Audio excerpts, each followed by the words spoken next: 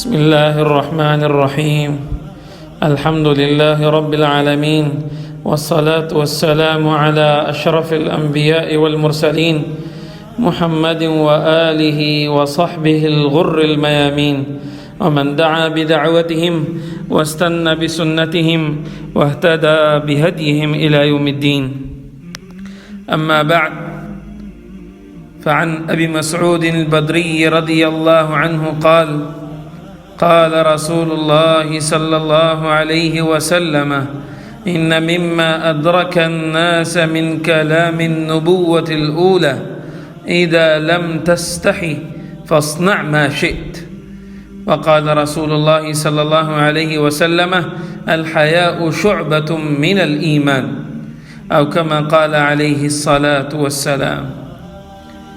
میرے معزز محترم سامعین کرام، آج درس حدیث کا عنوان ہے حیا معاصی کا ڈھال ہے۔ حیا گناہوں سے بچنے کا ڈھال ہے۔ ہر قسم کے گناہوں سے بچنے کا بہت بڑا ذریعہ ہے۔ اس لیے سرکار دو عالم صلی اللہ علیہ وسلم نے فرمایا: الحیاء شعبۃ من الایمان، کہ حیا ایمان کا بہت بڑا حصہ ہے، معمولی حصہ نہیں ہے، ایمان کا بہت بڑا حصہ ہے، کہ ایمان کا بہت بڑا حصہ حیا کی وجہ سے انسان محفوظ رکھتا ہے، اور ایمان کا بہت بڑا حصہ بے حیائی کی وجہ سے انسان ضائع کر دیتا ہے۔ اس لیے سرکار دو عالم صلی اللہ علیہ وسلم کے ارشاد کے مطابق لوگوں کو جو پہلے انبیاء کے کلام میں سے، یعنی گزشتہ انبیاء علیہ نبینا علیہ الصلاۃ والسلام کی مبارک گفتگو میں سے جو بات ملی ہے، جو پہنچی ہے، وہ بات یہ ہے: اذا لم تستحی فاصنع ما شئت، کہ جب آپ میں حیا نہ رہے، آپ بے حیا ہو جائیں، فاصنع ما شئت، تو پھر کر گزریے جو جی میں آئے، پھر وہ کر گزریے جو جی میں آئے۔ یعنی انسان کو تمام تر معاصی سے روکنے کا، تمام تر گناہوں سے رکنے کا اگر کوئی ذریعہ اور ڈھال ہے تو وہ انسان کی حیا ہے، کہ اللہ جل شانہ سے وہ حیا کہتا ہے، اور اس کے بندوں سے وہ حیا کہتا ہے، جس کی وجہ سے وہ بہت سارے گناہوں سے محفوظ رہتا ہے، بہت سارے گناہوں سے وہ محفوظ رہتا ہے۔ جب انسان کے اندر سے حیا نکل جائے اور وہ بے حیا ہو جاتا ہے تو وہ سارے کے سارے گناہوں کے حدود کراس کر جاتا ہے، اور ہر قسم کے گناہ میں وہ منہ مارنے لگتا ہے۔ اس لیے سرکار دو عالم صلی اللہ علیہ وسلم نے حیا کو ایمان کا بہت بڑا حصہ فرمایا، جیسے کہ پہلے حدیث میں بیان۔ علامہ نووی صاحب رحمہ اللہ شرح مسلم کے اندر، مسلم شریف کی شرح میں لکھتے ہیں: وحقیقت الحیا الا یراک مولاک حیث نہاک۔ حیا کی حقیقت کیا ہے؟ فرماتے ہیں حیا کی حقیقت یہ ہے کہ اللہ جل شانہ نے جن جن کاموں سے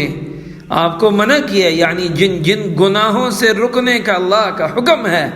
اس سے آپ باز آ جاؤ، تو آپ نے حیا کی حقیقت پہ عمل کر لیا ہے، حیا کی حقیقت پر عمل کر لیا ہے۔ لہٰذا پتہ چلا کہ حیا صرف جو ہے وہ ظاہر کا نام نہیں ہے، بلکہ باطن کے اندر بھی، چھپ کر بھی انسان جو گناہ کرتا ہے اس سے بھی رکنے کا اللہ جل شانہ کا جو حکم ہے، جب انسان اس سے رکتا ہے تو پھر وہ صحیح معنوں میں، حقیقی معنوں میں اللہ جل شانہ کے ہاں وہ حیا والا ہے۔ بلکہ ایک اور حدیث میں سرکار دو عالم صلی اللہ علیہ وسلم نے اس شخص کو کہ جو چھپ کے گناہ کرتا ہے، جو چھپ کے گناہ کرتا ہے، اس کو تو اللہ کے نبی صلی اللہ علیہ وسلم نے انسانیت کے ناطے سے نکال دیا ہے، بلکہ اس کی تشبیہ اللہ کے حبیب صلی اللہ علیہ وسلم نے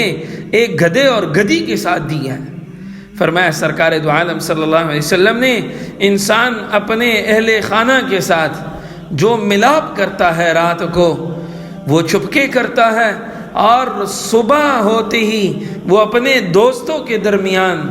وہ کہہ جاتا ہے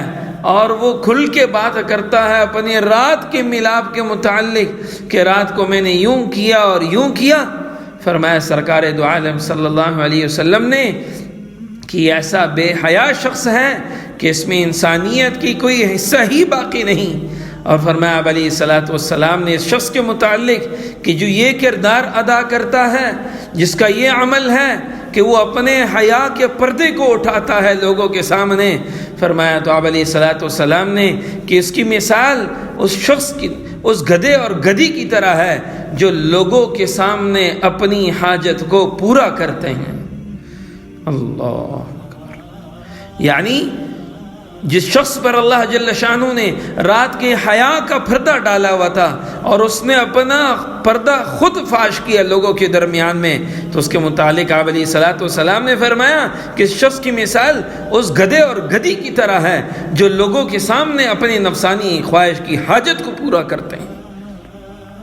یعنی بے حیائی کے متعلق آپ علیہ الصلاۃ والسلام نے کتنی سخت بات فرمائی. اللہ جل شانہ ہم سب کو حیا والی زندگی نصیب فرما دے، بے حیائی والی زندگی سے ہم سب کی اللہ جل شانہ حفاظت فرما دے. وما علینا الا البلاغ المبین.